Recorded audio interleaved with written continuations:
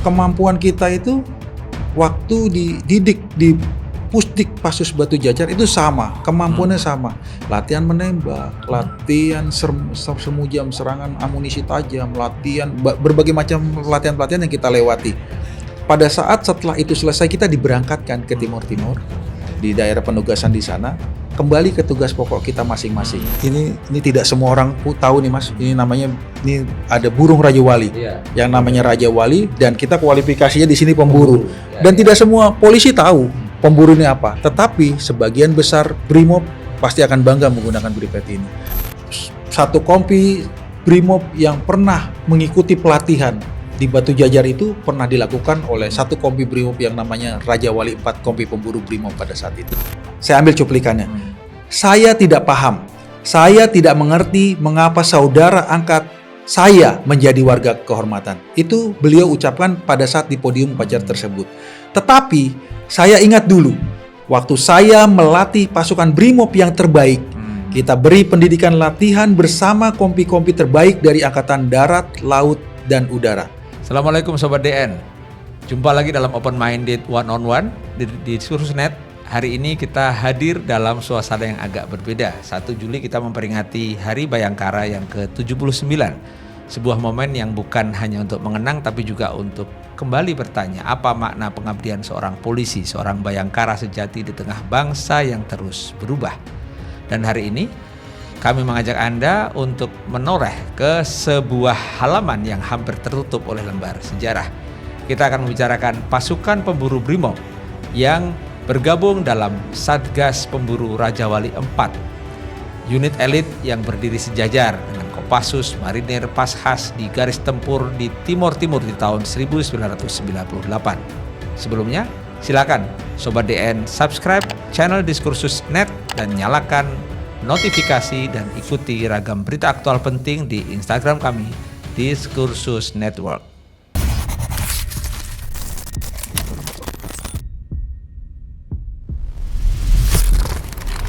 Brigjen Polisi Hari Kurniawan, terima kasih sudah datang Pak Hari. Ya, terima kasih sama-sama Saman. Hari ini kita agak berbeda nih, kita 1 Juli itu Hari Bayangkara dan kita ingin melihat sebagian dari kiprah anggota polisi khususnya yang mengukir sejarah sebenarnya, tapi katanya agak sayup-sayup itu kurang terdengar. Kita ingin bicara beberapa hal nih Pak Hari. Pak Hari Kurniawan, Brigjen Polisi, saat ini menjabat di Baharkam Polri. Sebelumnya beliau pernah ada di Satgas Kompi Pemburu Raja Wali 4 yang berperan dalam operasi di Timur Timur di menjelang referendum dan sampai akhirnya terpisah dari Indonesia, dari provinsi ke-27 waktu itu ya, menjadi negara sendiri. Tapi hal-hal yang menarik adalah bahwa Kompi Pemburu Raja Wali 4 ini yang sebelumnya Pemburu Raja Wali 1, 2, 3 tidak melibatkan anggota polisi, mulai melibatkan anggota polisi, dalam hal ini Brimob. Pak Hari, yang pertama, Pak Hari ini kan pernah juga menjabat sebagai Kapolres Jakarta Selatan ya, Jakarta Pusat waktu itu ya. Ketika saya ingat waktu pemilu 2019 dan kemudian terjadi demo besar dan ya katakanlah kerusuhan begitu, Pak Hari ada di situ sebagai Kapolres yang harus mengamankan wilayah. Kita tahu waktu itu kan luar biasa suasananya, tapi saya ingin tahu cerita bagaimana menjaga suasana kemudian kembali terkendali. Boleh cerita sedikit Pak Hari?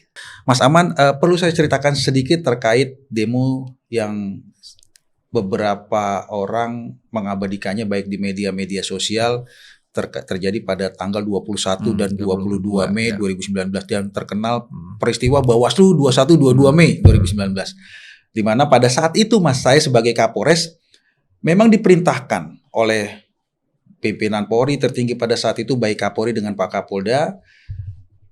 Beliau menyampaikan bahwa kendalikan situasi di lapangan di wilayah hukum Polres Metro Jakarta Pusat. Apabila di Jakarta Pusat itu aman, trigger tidak terjadi dan di wilayah sekitar Jakarta lainnya pasti akan mengikuti di wilayah Jakarta Pusat. Tetapi sebaliknya, Apabila di Jakarta Pusat itu terjadi chaos ataupun kerusuhan massa, itu akan berimbas kepada yang lain-lain. Itu pesan pimpinan yang saya jaga, Mas.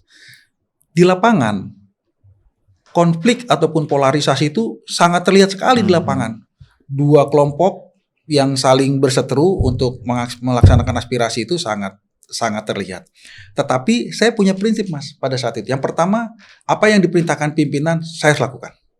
Yang kedua, sebagai seorang pemimpin, saya Kapolres di situ harus turun langsung ke lapangan. Kenapa turun? Karena saya bisa melihat kondisi baik itu masyarakat, baik personil kita. Yang ketiga, saya memanfaatkan momen pada tanggal 21-22 Mei itu bertepatan dengan hari Ramadan.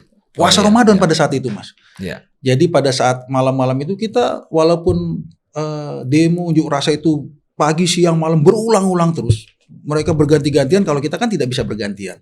Tetapi saya memanfaatkan momen itu.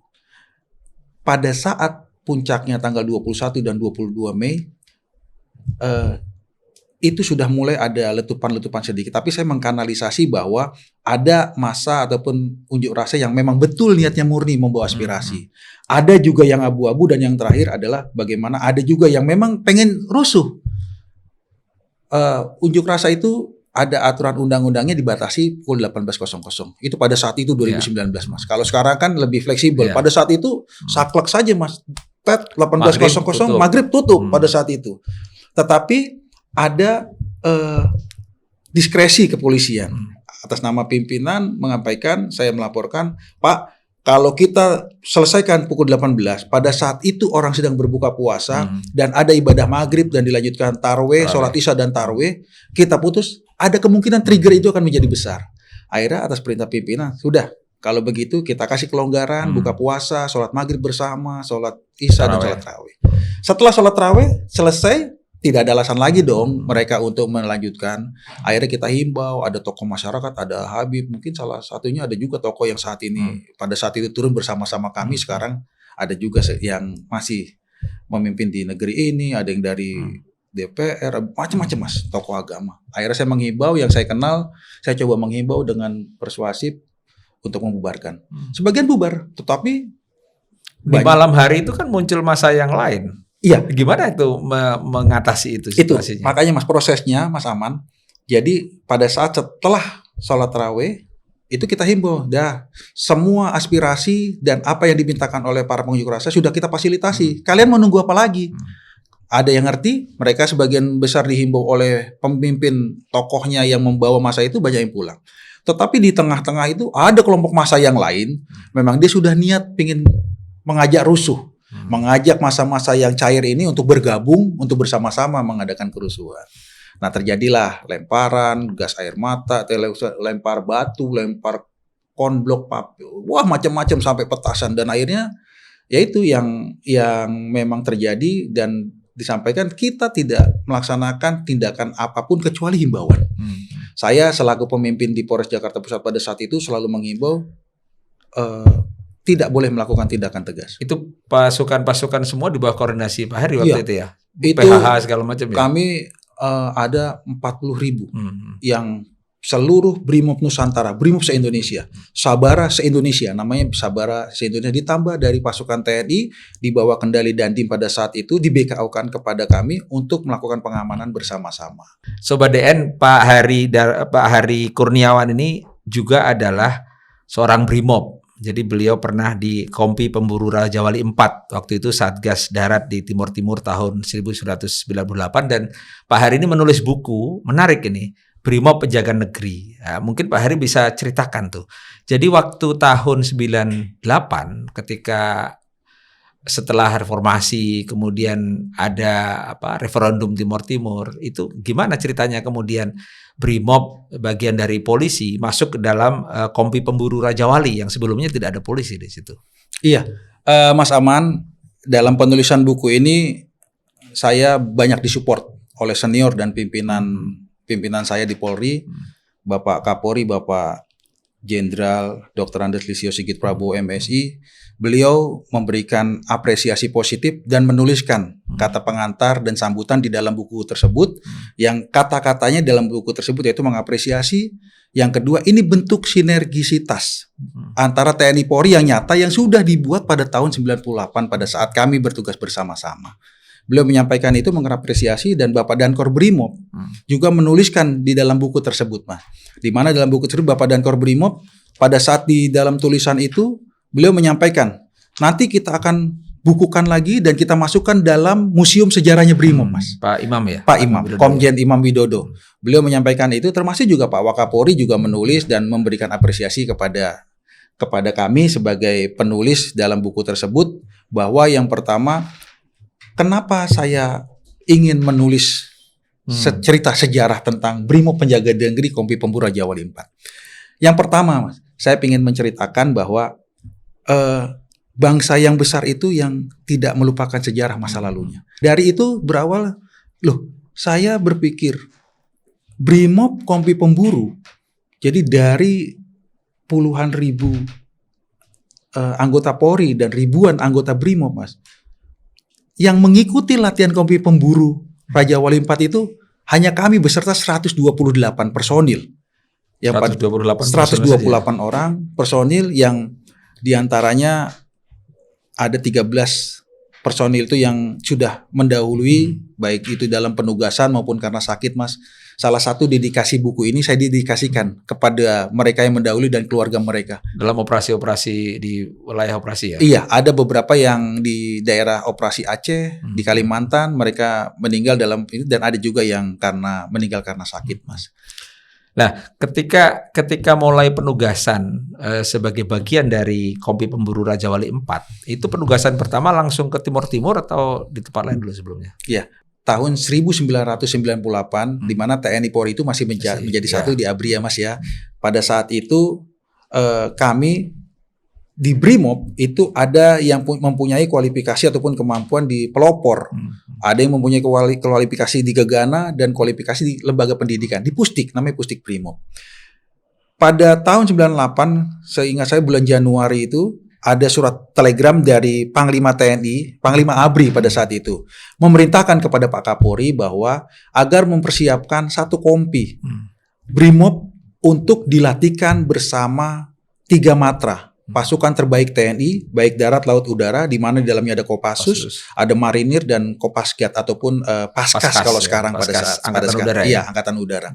Brimob digabungkan di sana untuk dilatihkan bersama-sama. Akhirnya Pak Kapolri menyeprinkan kami dan 128 orang dipersiapkan. Itu terdiri dari satuan Gegana, Mas. Itu kualifikasi Gegana itu adalah yang kemampuan teror, jihandak, bom, itu Gegana. Satuan pelopor, dan yang satunya lagi itu dari Pusdik Brimob. Pada saat itu, iya, di lembaga pendidikan. Pada saat itu pimpinan meminta perwakilan untuk digabungkan dalam 128 itu dengan tujuan ini adalah embrio. Embrio 128 ini dilatihkan. Semoga setelah keberhasilan ini, ilmu ini bisa ditularkan kepada Brimob-Brimob lainnya. Itu pada saat itu filosofinya seperti itu. Akhirnya setelah terkumpul 128, kita di screening ataupun dilatihkan, terus diseleksi, Mas. Muncullah 128. Sebentar, Pak Heri. Sebenarnya Brimob sendiri di kalangan Polri ini kan pasukan elitnya Polri kan sebenarnya. Artinya memang sudah pilihan gitu ya.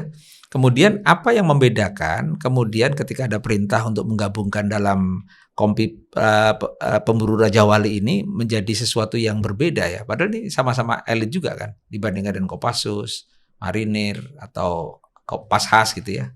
Ya, baik Mas Aman. Kualifikasi kemampuan itu yang ada dimiliki oleh Brimob kita bedakan dari polisi umum dulu, Mas. Di mana polisi umum adalah menangani tugas pokok polisi dinas umum, penjagaan, pengawalan, patroli dan yang lain-lain.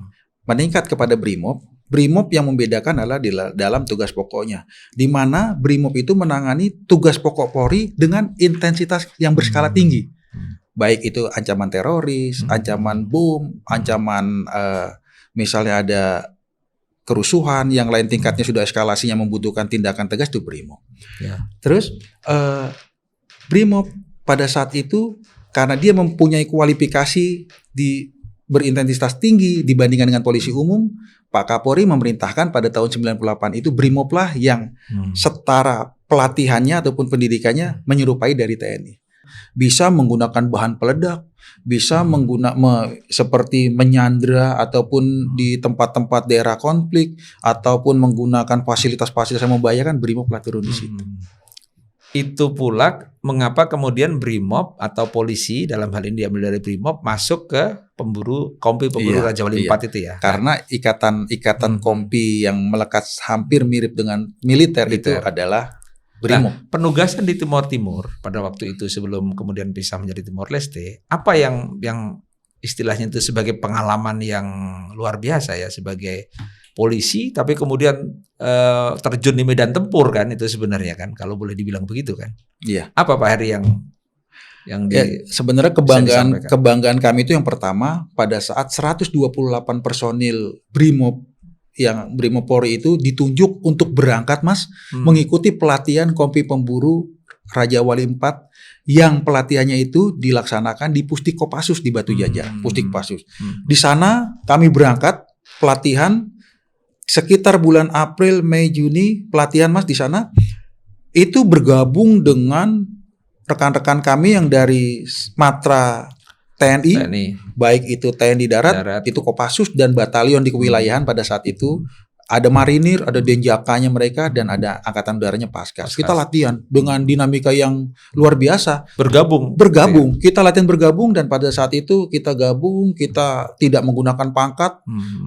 Semua copot. Yang perwira, bintara, tamtama semua sama. Kita dipukul rata di sana, tidak ada perwira, bintara, tamtama, semua latihan ini sama.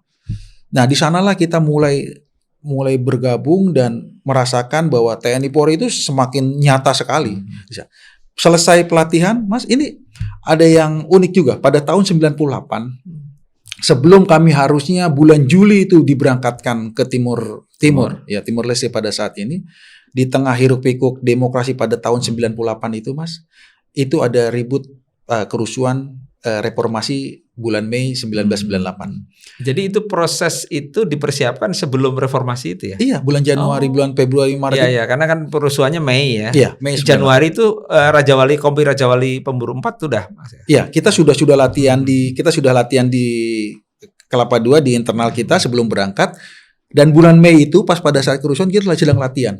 Latihan itu kan sekitar wilayah Bandung, Cipatat dan sekitarnya. Kami sempat diberangkatkan untuk mengamankan ibu kota pada saat itu. Sampai di Jakarta tahun 98 kerusuhan besar, kami pasukan Brimob pada saat itu karena latihan kami bergabung dengan tentara, kita kan tidak menggunakan baju coklat kita menggunakan baju loreng, loreng tentara. Kita sama-sama dengan pasukan tentara lainnya dari Batu Jajar, kita berangkat ke Jakarta untuk mengamankan Jakarta. Diperintahkan oleh pimpinan pada saat itu untuk mengamankan Jakarta dari kerusuhan. Kayak kita di plotting, ada yang di Monas, ada yang di MPR, ada yang di Semanggi dan yang lain. Dan kita mengikuti irama itu. Setelah pada saat itu aman, kita dikembalikan lagi ke Batu Jajar untuk melanjutkan pelatihan. Setelah itu sekitar bulan Juli, tanggal 28 Juli kalau nggak salah penutupan, itu baru kita berangkat ke Timur Timur. Nah, waktu berangkat ke Timur Timur tentu ada yang beda ya setelah bergabung dengan pasukan tentara ya waktu itu ya. Apa sih yang membedakan dengan penugasan-penugasan sebelumnya gitu, Pak Heri? Ketika ke Timur Timur dan waktu itu eskalasinya Timur Timur kan memang karena sedang bergolak kan, negara kita juga sedang bergolak gitu kan. Apa yang beda yang dirasakan Pak Heri dan teman-teman dari Brimob? Iya, yang pertama saya juga menceritakan sedikit tentang Raja Wali IV itu. Memang baru di Raja Wali IV lah kita bergabung polisi. Karena 1, 2, 3 tidak ada polisi dan Raja Wali IV kita berangkat dengan membawa kebanggaan karena membawa nama besar Polri. Latihan gabungan kita juga bisa mengikuti dan kita berangkat ke sana juga sama-sama dengan pasukan-pasukan elit tentara lainnya. Kita punya kebanggaan yang memang kita banggakan kepada mereka. Dan sampai di sana kita juga ditugaskan sampai di Timur Timur. Kita di sana ditugaskan ada diperintahkan namanya Satgas, waktu satuan tugas ya kan kalau gabungan satuan tugas gabungan. Polri pada saat itu ditugaskan untuk membackup yang namanya objek vital nasional. Makanya setelah kita latihan kompi pemburu, kita ditugaskan di Timur Timur itu. Seingat saya itu ada 10 objek vital nasional yang ada di sana. Waktu itu kan Timur Timur masih menjadi provinsi ke-27 Iya, Indonesia iya, kan. betul. Ya, apa saja itu kira yang bisa digambarkan ya? Objek vitalnya apa saja sih? Apakah Iya, kita dari 128 itu Mas, kita diperintahkan oleh pimpinan untuk menjaga objek vital nasional. Di antaranya ada kalau di sini namanya TVRI, di sana ada TVRI daerah Lahane. Itu saya ingat sekali. TVRI Timur Timur. Ya, Dili, kantor televisi Republik Indonesia Dili, posisinya ada di kabupaten di kecamatan di Lahane, itu di pegunungan Mas. Kita diperintahkan untuk menjaga kantor TVRI dan suarnya itu pemancarnya agar tidak diduduki orang. Terus yang kedua kita menjaga kantor PLN di Komoro, ada Pertamina, kantor Pertamina dan tempat penampungan minyak. Termasuk saya juga akhirnya diperintahkan untuk menjaga lembaga pemasyarakatan yang ada di Dili namanya LP Bekora di Dili itu Mas. Ya. Bekora ya. Iya. Nah, di lapas itu kan tentu berbeda ya karena situasi politik ya. Mungkin ada juga kriminal murni, mungkin juga ada tahanan-tahanan politik barangkali. Ada yang beda nggak cara menjaganya atau gimana tuh? Mas Aban, saya beserta 12 orang diperintahkan untuk menjaga di lapas di sana. Di mana dalam lapas Dili itu di daerahnya Bekora. Ternyata saya punya teman sekarang di sana juga masih menjadi anggota polisi. Nah, menyampaikan sampai sekarang juga daerah Bekora itu daerah Brong, daerah memang daerah ngeri lah, orang takut lah ke sana pada saat itu. Saya kemarin sempat cerita. Nah, disitulah tempat LP Bekora yang saya jaga pada saat itu. Di mana di dalam LP Lapas Bekora itu selain tahanan kriminalitas itu ada tahanan politik digabung. Nah, digabung. Jadi yang kriminal, yang politik. Hampir setiap hari itu pasti ada ribut di dalam. Dan hampir beberapa waktu pasti ada saja tahanan yang di dalam itu yang melarikan diri.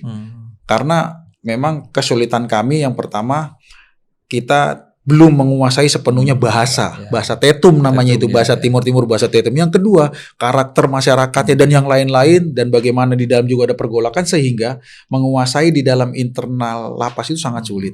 Jadi kita menjaga di luar, kalau mereka sudah loncat keluar pagar, baru kita ambil tindakan tegas. Kita itu saja. Dan itu ribut.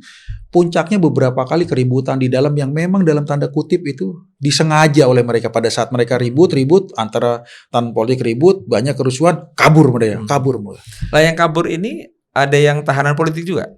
Ya, narapidana politik juga? Selain tahanan politik ada juga yang kriminal, mereka kan gabung, ada. Mereka ke sana.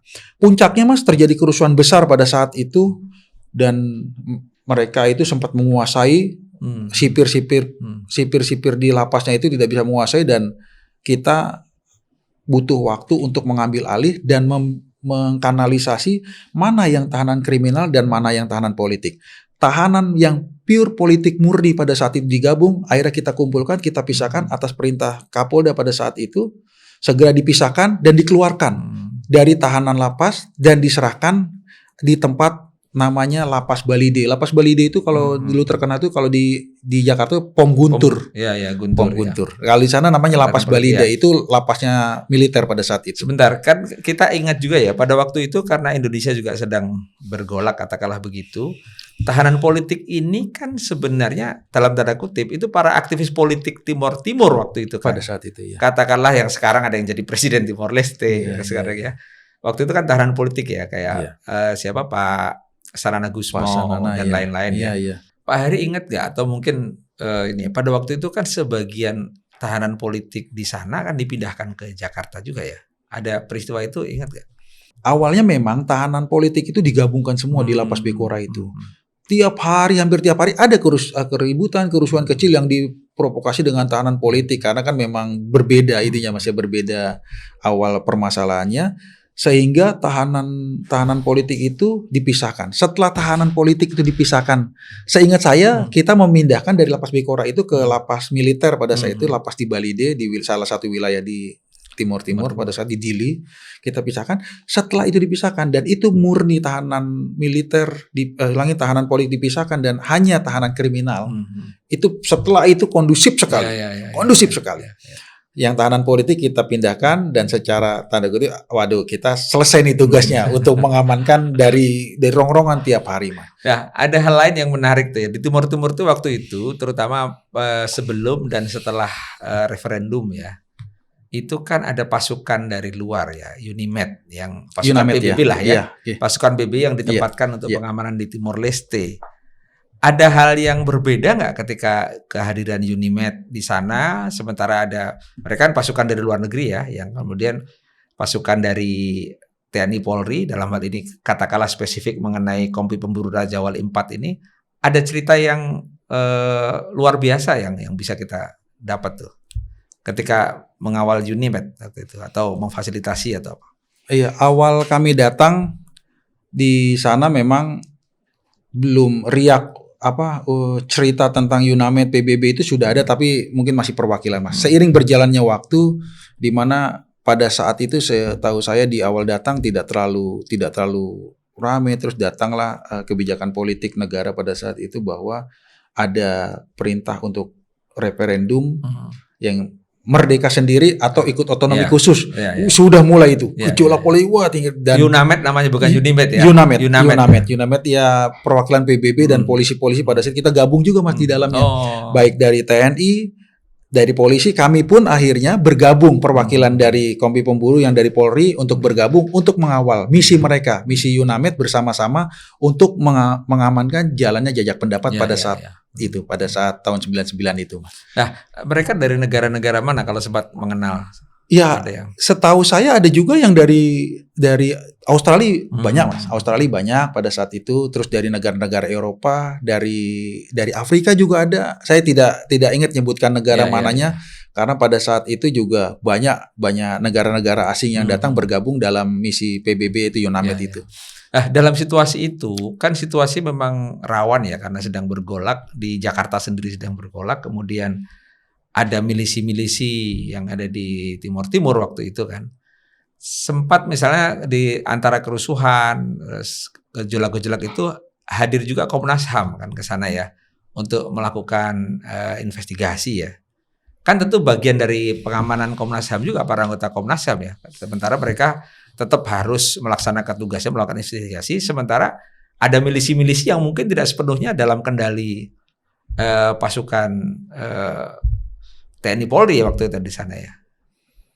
Iya, setelah muncul jajak pendapat itu, muncullah ada Komnas HAM, seingat saya, karena saya pada saat itu, Mas, tidak bergabung secara langsung di dalam Kompi Pemburu itu, kita punya bagian masing-masing, tetapi dalam buku ini dalam cuplikan ataupun dari hasil keterangan teman-teman yang kita kumpuli oleh tim penulis, salah satu yang mengawal tim Komnas HAM yang kalau tidak salah saya ingat ada Pak Gus Parmono Irsa, itu mantan polisi pada saat Gubernur Akpol, yaitu dulu beliau. Terus ada Pak Benyamin Mangkudilaga dan yang lain-lain pada saat itu. Teman saya kebetulan yang memimpin yaitu Kombes Yopi saat ini, beliau sekarang di Gegana, itu yang memimpin melekat dengan beberapa personilnya untuk bergabung mengamankan dari Komnas HAM untuk melakukan apa yang namanya pengawasan ataupun yang lain-lain ke daerah-daerah dan dikawal. Dan alhamdulillah sampai selesai jajak pendapat mereka datang sampai dengan mengakhiri, mereka kembali ke Indonesia. Anggota Komnas HAM pada saat itu juga pulang semuanya dalam keadaan selamat. Artinya bahwa dalam situasi yang mungkin tidak kondusif ya karena situasinya dan suasananya suasana operasi ya, tempur segala macam, itu tetap bisa dilakukan oleh teman-teman Brimob yang bergabung di Pemburu Raja Wali 4 ini ya. Kalau boleh ada beberapa cerita yang mungkin bagaimana berkoordinasi antara tadi ada UNAMED, ada juga dari teman-teman tentara segala macam itu, apakah bergabung begitu saja atau tetap ada koordinasi khusus ketika melaksanakan tugas ini? Iya, Mas Aman, saya tidak terlibat langsung, tetapi memang melalui LO. Jadi LO mereka antara TNI, Polri dan Polda, ada Korem pada saat itu, dan UNAMED, mereka ada satgas tersendiri. Mereka bergabung bersama-sama dan bahkan tidak sedikit dalam turun ke lapangan antara UNAMED, TNI dan Polri itu bergabung bersama-sama, entah itu mencari data, investigasi yang lain-lain dalam proses menuju referendum dan jajak pendapat pada saat itu. Memang secara di lapangan benturan-benturan sering terjadi, baik karena mereka itu antara pro integrasi dan pro kemerdekaan mereka Ya, ribut, ya, kita menengahi di antara mereka. Ada yang satunya pengen merdeka, ada yang ingin bergabung dengan Indonesia. Jadi kita menengahi di antara mereka itu. Tugas pokok kita intinya. Nah, kalau dalam situasi seperti itu, sementara banyak pasukan yang bergabung di situ ya. Saya tanyakan tadi soal koordinasi. Kalau perintah dari Jakartanya itu langsung dari Panglima ABRI waktu itu, atau melalui masing-masing matra? Kalau kami Mas, itu kan di bawah pengendalian dulu, saya Danrem ya pada saat itu, Kapolda pada saat itu. Jadi kami ini tetap menginduknya secara kedinasan adalah kepada Kapolda pada saat itu di sana, karena kita datang sebagai BKO di BKO sana. ya, BKO ya. di bawah Polda, dan Polda ada Satgas ya, satuan tugas. Satgas kami, Satgas Kompi Pemburu mendapatkan perintah untuk melaksanakan tugas selanjutnya diarah, ada yang ke Dilinya, ada ke kita kan akhirnya di masa-masa jajak pendapat seluruh pasukan kami Mas yang Kompi Pemburu yang 10 pos itu ditempati. Perintah pimpinan pada saat itu kami dijadikan satu, berkumpul di ada satu markas lah kalau sekarang namanya di Satgas namanya Satgas di Jalan Alek Korterel itu persis di tengah kota. Kita kumpul di sana satu kompi, dan penugasan kita itu adalah menjadi pasukan yang Kompi Pemburu. Jadi kita datang ke wilayah Bobonaro, Ailiu, ke Los Palos, ke tim kita bawa pasukan. Oh di sana ada butuh bantuan Polri, Kompi Pemburu berangkat. Jadi kita sudah di akhir-akhir penugasan kita berangkat ke wilayah-wilayah, tidak menjaga objek vital yang awalnya kita tempati. Ya. Kesamaannya mungkin sama-sama punya emblem pemburu ya. Iya. Baik yang dari Brimob maupun yang dari tentara ya. Iya. Jadi Mas, kami cukup bisa memberikan rasa kebanggaan pada sampai saat ini, walaupun saya sekarang dinas hari-hari ini sudah bukan di Brimob. Dari 128 diantaranya itu ada 7 perwira Mas, 7 perwira yang dari ratusan perwira Polri, khususnya ribuan perwira Polri dan ratusan perwira Brimob, hanya 7 saja yang dikasih kesempatan untuk mengikuti pelatihan Kompi Pemburu di Brimob. Kebanggaan kami itu adalah setelah kita mengikuti pelatihan Mas, pelatihan di Batu Jajar, kita diberikan brevet. Ini tidak semua orang tahu nih Mas. Ini namanya, ini ada burung Raja Wali, yang namanya Raja Wali, dan kita kualifikasinya di sini pemburu. Dan tidak semua polisi tahu pemburu ini apa. Tetapi sebagian besar Brimob pasti akan bangga menggunakan brevet ini. Dan kami sering berkunjung ke daerah, lihat adik-adik sekarang Brimob-Brimob yang ada di Brimob daerah, baik entah di Brimob yang ada di kewilayahan di Polda di Jawa ataupun yang lain, tidak sedikit mereka sebelah kanannya menggunakan Kompi Pemburu. Terus saya pernah tanya, kamu pernah ikut latihan pemburu? Kami pernah ikut latihan pemburu Pak. Di mana?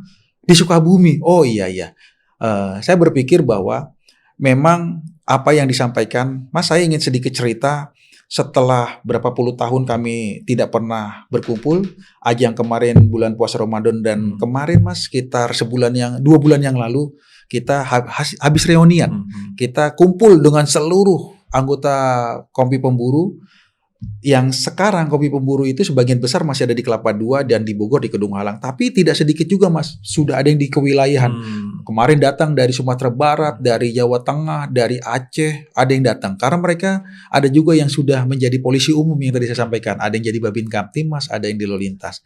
Kemarin kita syukuran karena komandan Kompi kita Mas, namanya Brigjen Gatot Mangkurat, kemarin baru dapatkan promosi. Beliau sebelumnya komandan Satuan Tugas Brimob di Metro Jaya, mendapatkan promosi bintang 1 sebagai komandan pasukan pelopor di Kelapa II, dan kemarin beliau naik pangkat menjadi Brigjen Polisi. Kita kumpul di sana, beliau menyampaikan pada saat setelah dilantik menjadi komandan pasukan pelopor dan beliau naik mendapatkan promosi bintang 1, beliau menyampaikan bahwa kemampuan kualifikasi pemburu ini akan kita tularkan kepada Brimob-Brimob yang lain, sehingga kualifikasi dan kewenangan pemburu ini akan digabungkan dengan kemampuan pelopor dan gegana sehingga menjadikan kelengkapan.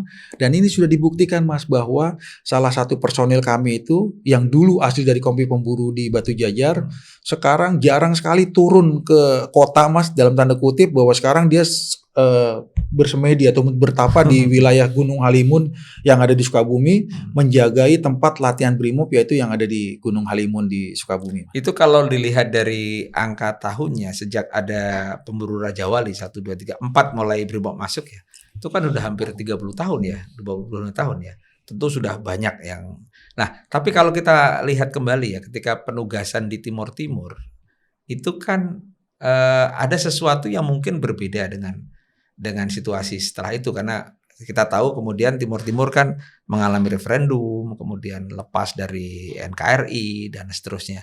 Nah, ketika pemberangkatan pertama itu kebayang nggak bahwa itu nanti akan menjadi sesuatu, kan berangkat ke Timur Timur kan sebelum referendum kan itu kan, jauh sebelum referendum. Apa yang dibayangkan Pak Heri waktu bersama-sama dengan pasukan pemburu Raja Wali 4 yang lain ya, ketika perjalanan? Kebayang nggak bahwa itu nanti akan lepas dari NKRI? Ya, kami pada saat itu hanya bertujuan bahwa diperintahkan oleh negara melalui pimpinan kami ya tergabung dengan Satgas Kompi Pemburu Raja Wali 4. Setelah pelatihan kita memang tujuannya berangkat ke Timur Timur. Tujuan berangkat ke Timur Timur, sampai di sana tugas kita yaitu menjaga keutuhan NKRI khususnya di Timur Timur. Saya sendiri Mas, penugasan pertama memang waktu saya lulus dari Akpol tahun 1995. Saya menjadi BRIMOB, setelah itu pertugasan pertama kami memang di Timur Timur. Setelah mengikuti pelatihan dasar pasukan BRIMOB di Watu Kosek, dilanjutkan kemampuan Kompi Pemburu di Batu Jajar. Setelah itu kita berangkat ke Timur Timur. Tahun berapa itu? Tahun 98. 98. Ya, 98. Kalau tidak salah itu kita berangkat tanggal 28 Juli. Karena seingat saya itu satu hari setelah saya ulang tahun tuh Mas. Kita ulang tahun 27 Juli. Habis 28 kita berangkat. Masih muda ya itu ya? Sekarang juga masih muda. Jiwanya selalu muda lah. Jiwanya selalu muda. Masih 20-an waktu itu ya? Iya, umur sekitar 23-24 lah itu. Iya. Kita berangkat bersama-sama dengan pasukan Kompi Pemburu lainnya. Satu kapal, waktu itu kapalnya 509 Teluk Ratai. 509 Teluk Ratai beserta yang satu detasemen Mas. Kami satu kompi, kalau sekarang batalion lah, ada namanya detasemen, berarti ada 4 kompi. Kami bergabung, saya ingat saya itu ada satu kompi marinir, satu kompi BRIMOB, satu kompi Paskas, dan setahu saya satu kompinya lagi adalah batalion teritorial dari 527 kalau tidak salah, dari 527 itu dari Jawa Timur. Itu berangkat satu kapal laut di Teluk Ratai 509, dan perjalanannya luar biasa karena kita waktu itu masih bujangan, masih muda dan belum pernah naik kapal laut. Kurun waktu perjalanan dari Tanjung Priuk sampai Timur Timur itu luar biasa. Kita menikmati dengan tidur. Berapa lama itu? Sekitar 10 sampai 11 hari. 11 hari. 11 hari. Sekitar 11 harian kita jalan dan menikmati sekali karena tidurnya pun enak. Kita setiap tidur malam itu bisa menghadap langsung ke langit. Mandi bersama-sama, makan bersama-sama. Luar biasa, tidak membedakan antara mana yang perwira, bintara, tamtama, kita menyatu menjadi satu. Ya. Kalau dilihat dari kiprahnya saat di Timur Timur, kemudian Kompi Pemburu Raja Wali 4 dan dengan segala yang dilakukan selama operasi di sana. Tapi kita jarang dengar tuh misalnya dalam sejarah ketika pengamanan Timur Timur segala macam itu muncul. Kenapa itu ya? Apakah itu kemudian memotivasi untuk menulis buku ini? Ya, Mas, kalau Kompi Pemburu memang kenapa Kompi Pemburu BRIMOB itu tidak muncul dalam Raja Wali? Karena yang berangkat itu hanya satu kompi, Mas. Jadi Raja Wali, Satgas dari Raja Wali 4 itu Raja Wali 4 tahun. 95, 96, 97. Raja Wali 1, 2, 3. Ini 3 yang angkatan 4 aja. Tidak, iya yang tahun 98 lah. 4 ini satu kompi BRIMOB itu kita berangkat. Ya sampai sekarang BRIMOB itu memang tidak terdengar, makanya saya pengen tulis buku ini. Ini adalah fakta sejarah dan ini adalah bukti otentik, dan saya adalah pelaku sejarah yang mengikuti perjalanan. Apa motivasi dan harapannya apa supaya ini pertama tercatat dalam sejarah, kemudian yang kedua tentu menjadi inspirasi ya bagi para BRIMOB yang lebih muda barangkali ya, atau apa lagi yang Pak Heri ini? Yang pertama, kita jangan lupa sejarah Mas, bahwa BRIMOB itu adalah dulunya bergabung dengan Polri, pernah sama-sama ABRI. Memang pada saat itu kita bagian dari ABRI tahun 98 dan Brimob berangkat bersama-sama TNI. Mungkin sampai sekarang tidak akan mungkin terjadi lagi karena kita sudah memiliki tugas pokok dan kewenangan yang dibatasi oleh undang-undang yang berbeda. Satu alat pertahanan, yang kedua adalah alat keamanan. Kan itu membedakan. Kalau dulu kita gabung. Nah, itu akan saya catat dalam buku sejarah saya ini, yang pertama itu. Yang kedua, menjadikan inspirasi bagi penerus-penerus baik Polri maupun Brimob, bahwa satu kompi Brimob yang pernah mengikuti pelatihan di Batu Jajar itu pernah dilakukan oleh satu kompi Brimob yang namanya Raja Wali IV, kompi pemburu Brimob pada saat itu. Nah, dari 128 orang yang masuk dalam kompi pemburu Raja Wali IV ini kan tentu sekarang setelah 25 hampir 30 tahun ya, tentu kiprahnya udah kemana-mana. Pak Heri sendiri sekarang sudah jadi pejabat di Baharkam Polri misalnya. Yang lain misalnya saya baca di buku ini, misalnya ada yang berkiprah di bidang keagamaan, mendirikan pesantren. Itu gimana ceritanya bisa seorang polisi kemudian menjadi seorang ustadz lah, katakanlah gitu. Misalnya Aibda Gusmi namanya ya, namanya aja mirip kiai di Jawa Timur, di Gusmi. Nah, ini gimana ceritanya bisa, dan masih polisi aktif lagi ya? Mas, saya sekadar bercerita, pembuatan buku ini memang mengangkat tidak semua 128 itu bisa terakomodir, semua masuk dalam buku ini. Ada beberapa personil yang memang saya masukkan dalam buku ini, yang salah satunya mereka tetap eksis ataupun bertahan dalam usianya. Old never soldier itu kan, bahwa tentara nggak pernah tua. Itu dibuktikan oleh mantan-mantan yang kompi pemburu Raja Wali IV ini, Mas. Salah satunya yaitu tadi Gusmik itu. Saya juga pas menggali, coba cari mana beberapa, banyak komandan, banyak jenderal yang anggota-anggota kita yang berprestasi. Salah satunya yang unik menurut saya ini ya Pak Gusmik ini. Beliau juga salah satu bagian tim penulis, tim pembuat buku ini. Tapi masih aktif, polisi aktif ya. Saya juga sampai sekarang saya berpikir, saya kalau jadi Pak Gusmik ini nggak mampu, Mas. Beliau itu yang sosok tempur pemburu itu sekarang hampir 360 derajat beralih. Hari-hari dia mengurusi anak yatim piatu, tahfiz Quran, mengajak anak-anak yang kurang mampu bergabung untuk mendirikan pondok pesantren. Mendirikan masjid dan pondok pesantren di Bogor. Di Bogor, Mas. Di Bogor. Dan muridnya itu ada berapa santrinya atau muridnya yang? Kalau kumpul itu ada sekitar 100-an ada. Beliau juga suka setelah ada kumpul-kumpul sering mendoakan, dikirim lah bahwa pengajian-pengajian ini gratis. Saya tanyakan, ini kamu dapat uang, saya saja saya belum mampu untuk seperti kamu. Insya Allah, dan karena ini adalah nazar saya, ini adalah niatan saya pada saat saya setelah selesai menjadi kompi pemburu dan menjadi Brimob, saya ingin mengikuti menjadi yang hablum minallah. Dan ada, Mas, saya tanyakan, ada triggernya memang. Triggernya saya tanya, apa trigger kamu? Saya pada saat itu sakit, sudah sangat sesakit-sakitnya. Apa? Saya juga baca, Mas, dari sini saya baca. Apa yang membuat itu? Saya sakit sampai saya setengah sadar antara mati atau hidup. Di dalam alam sadar itu saya ditunjukinlah itu dan harus menghidupi orang-orang itu. Itu ceritanya. Ternyata beliau pernah sakit parah dan hampir dikatakan ya sudah divonis tidak bisa lewat hidupnya dan akan mengakhiri. Ternyata vonis Allah mengatakan bahwa hidup panjang dan dikasih kesempatan. Makanya. Tapi masih aktif sebagai polisi. Sekarang masih aktif, Mas. Dan memang kan salah satu tugas polisi pelindung pengayom dan pelayan masyarakat itu sudah dibuktikan oleh Aibda Gusmik itu bahwa langsung bersentuhan dengan masyarakat. Ada cerita yang lain yang misalnya katakanlah bukan alumni ya, karena yang dulu pemburu Raja Wali IV ini yang punya kiprah-kiprah yang unik juga selain Gusmi. Ya, masing-masing personil itu sekarang selain Gusmik ada yang memang dari awal itu dia konsisten, Mas, untuk memberikan kemampuan di bidang terjun sampai sekarang. Dari pangkatnya tamtama itu ada namanya Pak Ibrahim, sekarang sudah perwira itu. Dari dulu dia eksis di terjun, baik itu terjun free fall, terjun parasut atau para semua, dan bahkan sudah menorehkan beberapa medali-medali emas baik skala nasional bahkan maupun internasional. Ada juga yang memang tetap eksis, yang tadi saya sampaikan Aibda Domingus itu yang saya. Domingus itu dari awal memang saya punya kemampuan pemburu, saya mengikuti kemampuan pelopor, dan atas perintah pimpinan saya dipercayakan untuk menggabungkan antara kualifikasi baik pelopor, gegana dan pemburu itu dijadikanlah yang namanya jungle warfare. Itu kemampuan yang baru yang dilatihkan di Sukabumi Nah, Jawa Barat. dengan apa namanya kualifikasi yang kemudian menjadi bekal masing-masing untuk terus berkembang ya.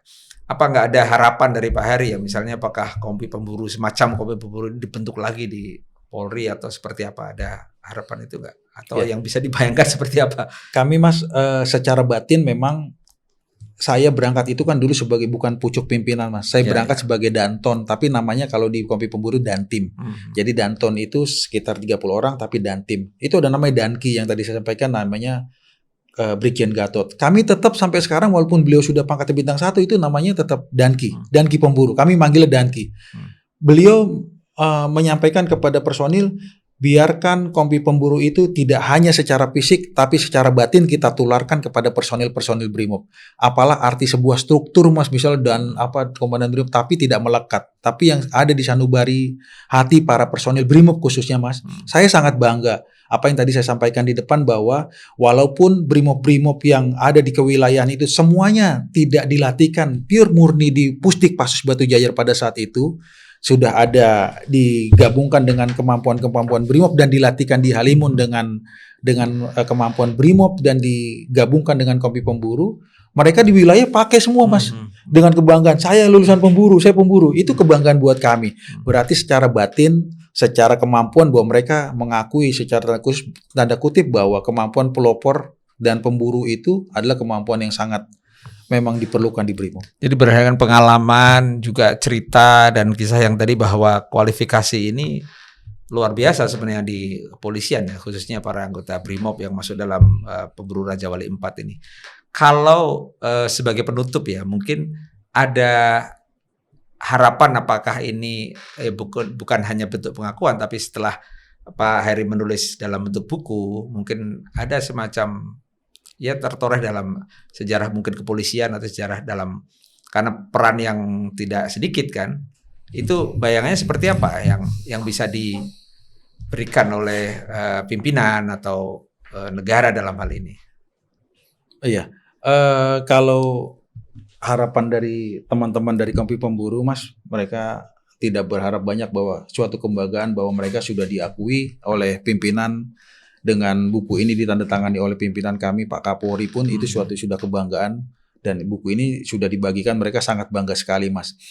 Yang cerita yang ingin saya ungkap buat diri pribadi saya sebagai anggota Polri yang sudah 30 tahun mengabdi Mas, bahwa saya ingin menyampaikan pesan, saya hanya ingin menyampaikan suatu penyampaian bahwa jalan hidup saya yang dulu ini ya dinikmati. Saya bisa menjadi seorang Pati Polri ini karena memang saya yang dulu yang dididik di kompi pemburu ini tetap berkarir sehingga saya bisa bertahan ini Mas.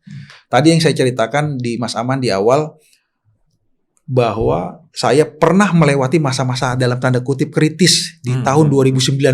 Apa tuh kritis? Ya kritis dalam artian pengamanan pemilu 2019 itu polarisasi. Kalau saya salah melangkah Mas, saya salah mengambil tindakan kepolisian.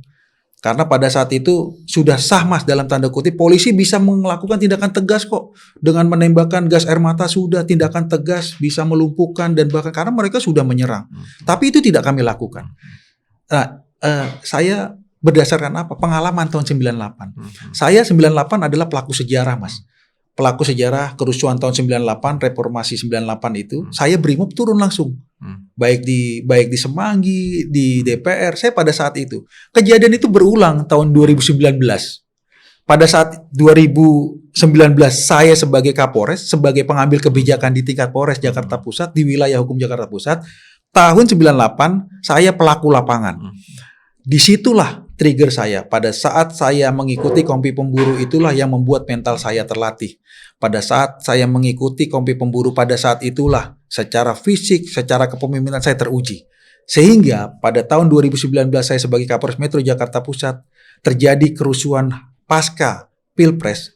Di situ saya lebih matang untuk mengambil keputusan sebagai seorang pemimpin yang ada di wilayah Jakarta Pusat. Kan tahun-tahun itu ya, ketika tahun 98 itu kan tahun-tahtahun ketika kompi pemburu Raja Wali 4 ini dibentuk oleh pada waktu itu kan Pak Prabowo Subianto sebagai Danjen Kopassus ya. Yang Pak Heri tahu waktu itu apa pertimbangannya? Kenapa kemudian akhirnya Kompi Pemburu Raja Wali 4 melibatkan polisi khususnya Brimob waktu itu ya. Yang Pak Prabowo sendiri mungkin saya nggak tahu apakah beliau masih ingat ya. Beliau yang dulu membentuk Kompi Pemburu Raja Wali 4 ini ya. Iya, secara teknis saya karena waktu itu masih pelaksana, saya tidak tahu kebijakan politik apa, kenapa tahun 98 itu polisi dilibatkan dalam Satgas Pemburu Raja Wali 4, Mas. Tetapi saya ingat di dalam buku tulisan ini saya kutip, Mas. Apakah Pak Prabowo Subianto yang presiden saat itu menjabat, beliau sangat ingat sekali. Dalam kutipan buku ini saya mengambil di media sosial maupun di YouTube, kanal YouTube, ada tertulis ucapan. Ini saya kutip, Mas. Pak Prabowo pada saat kunjungan ke Makobrimob tanggal 12 November 2021, saat diberikan penghargaan sebagai warga kehormatan Brimob. Saya ambil cuplikannya. Saya tidak paham. Saya tidak mengerti mengapa saudara angkat saya menjadi warga kehormatan. Itu beliau ucapkan pada saat di podium upacara tersebut. Tetapi saya ingat dulu, waktu saya melatih pasukan Brimob yang terbaik, kita beri pendidikan latihan bersama kompi-kompi terbaik dari Angkatan Darat, Laut, dan Udara. Sambung Pak Prabowo Subianto Presiden RI 2024-2029 saat berpidato di Makobrimob Kelapa II dalam rangka memperingati HUT ke-76 Korbrimob tahun 2021. Ini di dalam buku ini ada di halaman 6, Mas. Pada waktu itu beliau belum presiden ya? Masih jadi Menteri Pertahanan. Menteri Pertahanan. Beliau datang sebagai Menteri Pertahanan dan diberikan warga kehormatan pada saat itu oleh Komandan Korbrimob pada saat itu, dan beliau berucap di podium setelah diberikan. Artinya beliau ingat bahwa beliaulah sebagai Danjen Kopassus dulu yang membentuk dan melatih membentuk Kompi Pemburu Raja Wali 4 ini ya. Iya. Beliau pasti sangat ingat sekali karena pada saat 2019 saya sebagai Kapolres, saya juga sempat berpapasan pada saat itu dengan Pak Presiden Jokowi dengan Pak Prabowo berdua jalan beriringan. Saya sebagai Kapolres sempat menghormat dan berteriak pemburu. Ya, beliau pada saat itu langsung ngelihat ke kanan sambil begini saja. Ini itu waktu peristiwa 2019 itu ya? Iya, itu pada saat saya menjadi Kapolres Jakarta Pusat, beliau dengan Pak Presiden pada saat itu Pak Jokowi dengan Pak Prabowo berjalan, karena kan konstelasi beliau berdua ya sedang berjalan sambil jalan rame-rame. Saya kan memang harus jaga Kapolres dan Dim harus hadir situ. Saya sambil menghormat pas beliau lewat sambil berteriak kompi pemburu, beliau hanya melihat dan mengacungkan tangan. Itu tercatat karena saya juga sempat ada yang foto dan beliau begini. Ya, saya yakin beliau pasti ingat. Dan saya cukup bangga pada saat itu mengikuti kompi pemburu, Mas. Brigjen Polisi Hari Kurniawan, SIK MH. Terima kasih atas kehadirannya dan senang sekali sudah berbagi cerita dengan Sobat DN. Dan mudah-mudahan apa yang disampaikan semuanya memberi inspirasi tidak hanya bagi para polisi dan Brimob muda, tapi juga bagi anak-anak muda di Indonesia. Demikian Sobat DN, sampai ketemu dalam Open Minded One on One di waktu yang berbeda. Terima kasih. Assalamualaikum.